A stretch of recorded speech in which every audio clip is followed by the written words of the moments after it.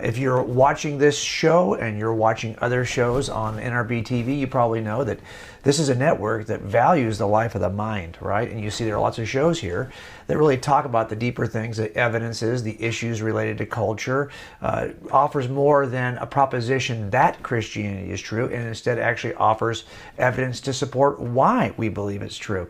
So you're probably already interested in this kind of thing if you're watching this network to begin with. But you may have experienced some difficulty in communicating the importance of an evidential approach to others in your church, in your family who are Christians, other believers in general, and that's not actually all that uncommon. I've experienced this myself, and at times it has been frustrating to help others to see, especially coming to faith late in life. I was 35 when I became interested in Christianity and examined the evidence of the New Testament. And I encountered lots of Christians who had been Christians for a lot longer than me.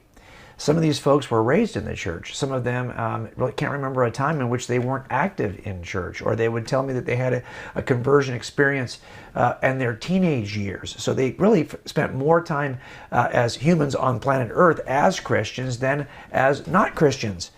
And so for these folks, they took a lot of this stuff without really challenging much of it. I knew I came in a different way. I came in kind of dragging my feet, kind of kicking against the propositions of Christianity and testing each one of them evidentially. I had a very different entry process, and as a result, I think I was probably still a little bit more skeptical and evidential, even as a Christian, than many of the people that were in my church that I met as Christians after becoming a Christian. So you may have had a similar experience where you've realized the value and the role of evidence in your own Christian walk, but maybe have had a difficult time communicating that to others. Or maybe you're somebody who is in that other category where you've never really thought about your faith that way.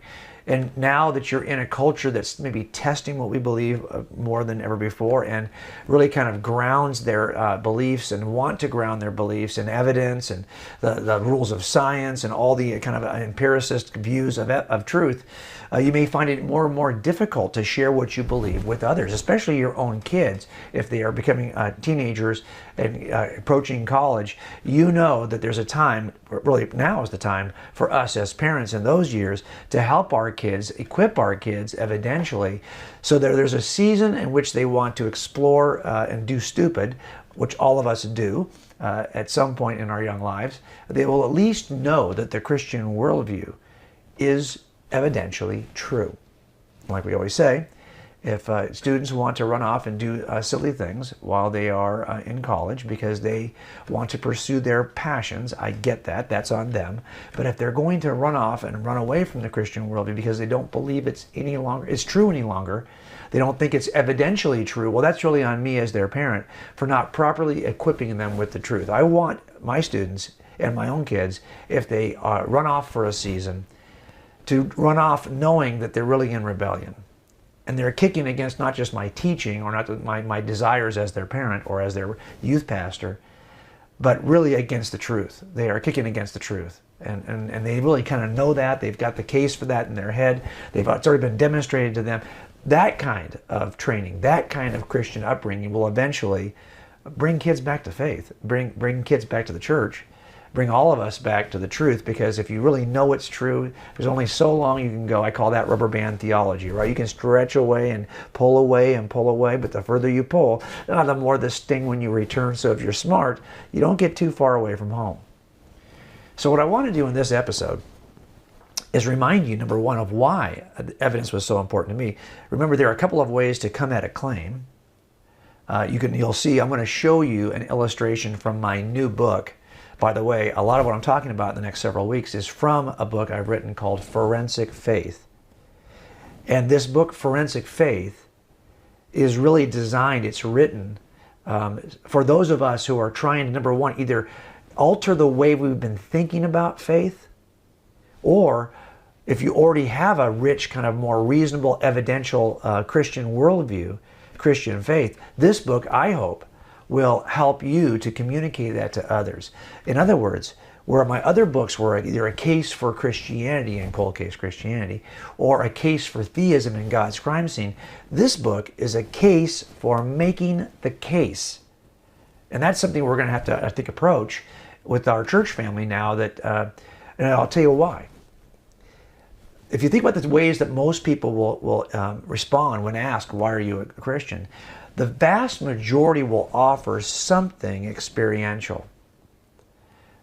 They will either say they've had an experience growing up in the church, or they had an experience of some nature that confirmed for them that Christianity was true. Now, experience can lead you to truth, and here's a diagram, as I was referencing earlier, from the book Forensic Faith. Now, you'll see if you look at this diagram that there are two ways you can come at a truth claim.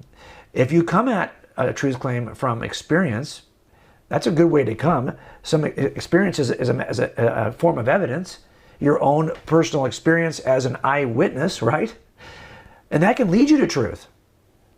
But you'll see there's another arrow here in this diagram. That can also lead you to error. And I know this because, unfortunately, I have family members who have had experiences they say led them to Mormonism. So your experience alone, if it's untested by the evidence, may lead you to the wrong place. Evidence has a much greater capacity to lead you to truth and kind of steer you away from what's not true.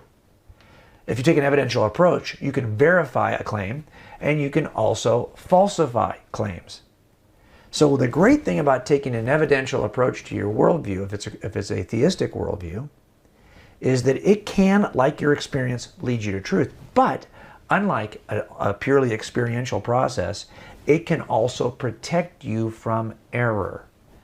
And that has great value, right? When we're in a pluralistic culture in which there are a number of ways, a number of worldviews offered, and all are offered as though they should have equal platform, equal merit, equal validity.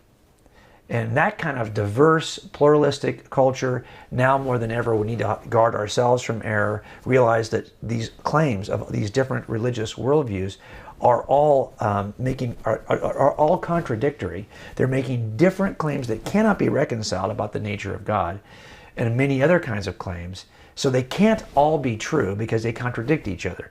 They could all be false, or one of them could be true. And it's up to us to decide, are they all false? Or is one of them true? I want to walk you now quickly, just a few minutes, through the rich evidential history of Christianity. And I'm going to take it in steps. Because I think from start to finish, Christianity calls you and I, as Christ followers, to take an evidential approach. Let's begin with Jesus himself. Here's another diagram from Forensic Faith. And you'll see here that Christ the Casemaker is the very first example of evidentialism that we see. Our master was an evidentialist. If you don't believe me, take a look at some of the scripture. In John chapter 5, he says, the testimony which I have is greater than the testimony of John. He talks about testimony, which is direct evidence, repeatedly. He'll say in John 10, if you don't believe what I'm telling you, believe on the evidence of these miracles. As a matter of fact, in Acts chapter 1, Jesus spends, according to Scripture, 40 days with the disciples after the resurrection, giving many convincing proofs. Think about that for a second. Really? You've already, what above the resurrection do you need to show me to prove that you are God? But he spent 40 days providing additional proofs, evidences that he was who he said he was. And then, in one of the best episodes, I think, in all of Scripture, you have, and we've talked about in other episodes of Cold Case Christianity, you have John the Baptist, who's in custody, sending his disciples to Jesus, asking, says, Jesus, John wants to know, he's locked up, he wants to know, are you the one? And that is the moment in which we can test the approach that Jesus would take. Because he has a chance there, an opportunity there to be very experiential. He could say, look, doesn't John know? Couldn't John just pray and pray for certainty, ask for wisdom? My Mormon family would say, James chapter 1, if a relaxed wisdom can pray for it, and God will answer that prayer. Jesus could have taken that approach with John the Baptist. He could have scolded John the Baptist for not trusting his experience of having grown up as Jesus' cousin. Don't forget, John's mother met Mary, and John leapt in the womb. Okay? So how is it you can't trust that this is true now? No, he didn't take any of that approach. Here's what he did. He worked 3 miracles in front of the disciples. And then he said, go back and tell John what you just saw. That, my friends, is a very evidential approach to answering the question, are you the one? He said, I'm going to show you some evidence. Go back and share with John what you just learned. And it's not just with Jesus. Let's take another step in the kind of rich evidential history of Christianity. And I'll put it up on the screen for you here as yet another diagram from Forensic Faith. So take a look at this one. The next step in this is not just Jesus that is an evidentialist. He's not alone. It's the people who he discipled, the people who he brought up, that he trained were also evidentialists. These are the kind of commissioned case makers. These are the folks that you see over and over again who are identifying themselves evidentially. They are identifying themselves as eyewitnesses. You see this in John's gospel. You see Paul identifies himself as an eyewitness. Peter in his letters identifies himself, hey, we're not making this stuff up. We are just people who saw it with our own eyes. As a matter of fact, let me tell you how important it was to be an eyewitness as an apostle. When Jesus ascended into heaven and they were replacing Judas in the upper room, remember? Matthias ends up being the person who replaces Judas. Well, what were the qualifications for that replacement of Judas?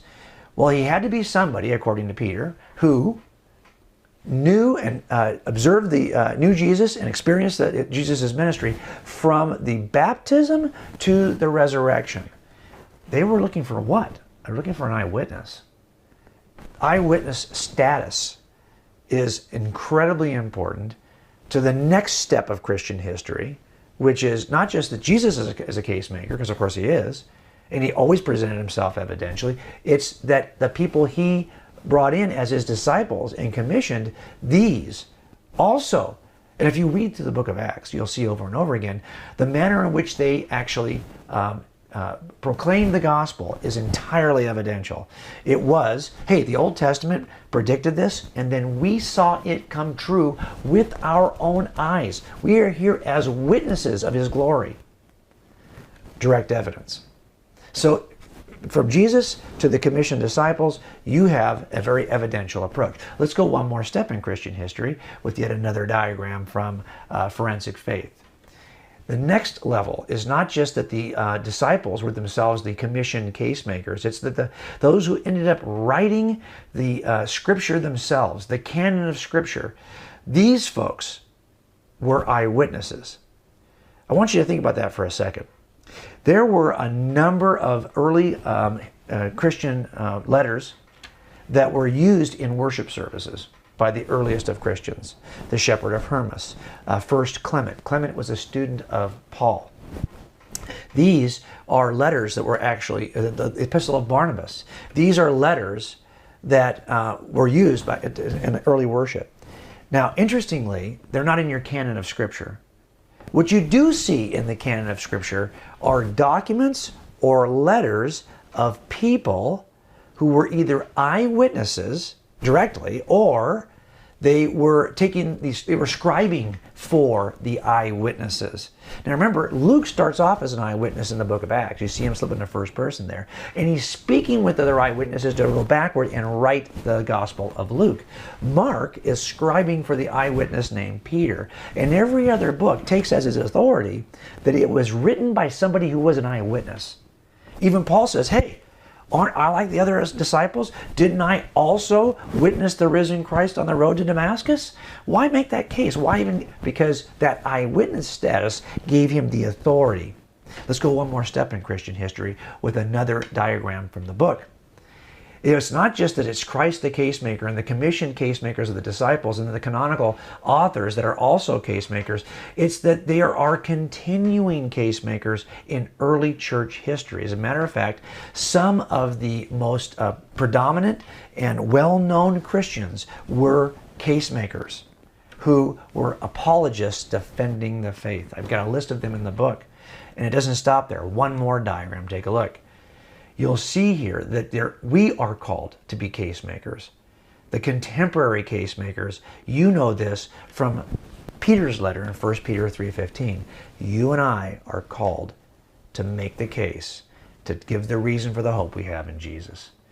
Well, we jammed a lot into a small piece of time here.